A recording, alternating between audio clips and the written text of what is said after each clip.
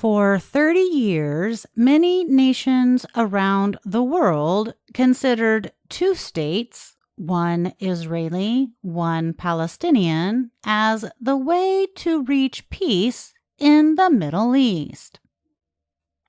VOA recently spoke to several experts about ideas for peace.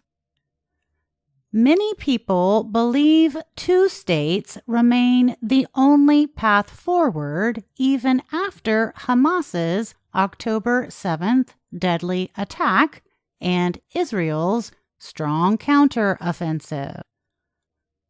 Israel says Gaza's Hamas rulers killed about 1,200 people and kidnapped more than 240 in their attack. Gaza's health ministry, which is led by Hamas, says more than 10,000 people have died in Israel's counteroffensive.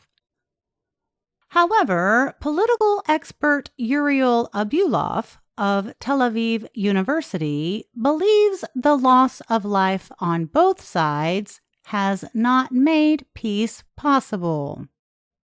Abulov said the war has created a chance for people to understand that this is not a conflict between the majority of Israelis and Palestinians, both of whom want to live in coexistence without radical leaders, he said. On one side, you have Hamas, which you have to deal with militarily. And on the other side are Israeli Prime Minister Benjamin Netanyahu and his coalition, which need to be dealt with politically, he told VOA.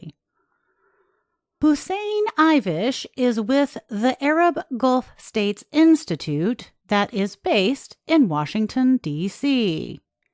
He also believes that a permanent solution to the long conflict is possible only with a two-state model.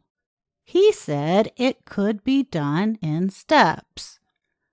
Israel must finally and formally accept the Palestinian right to a state and the need for it. The construction and establishment of settlements must stop completely, he said. Ivish believes Israeli settlements in the West Bank, one of the two Palestinian territories, should be halted. Israel completely withdrew from the Gaza Strip in 2005. Ivish also said Palestinians must condemn the Hamas attacks of October 7th and promise to end the violence. He said the Palestinian Authority, which governs the West Bank, must be strengthened. Other experts are doubtful. Omer Bartov is a professor of Holocaust and Genocide Studies at Brown University in the American state of Rhode Island. Bartov believes the two-state plan is unrealistic.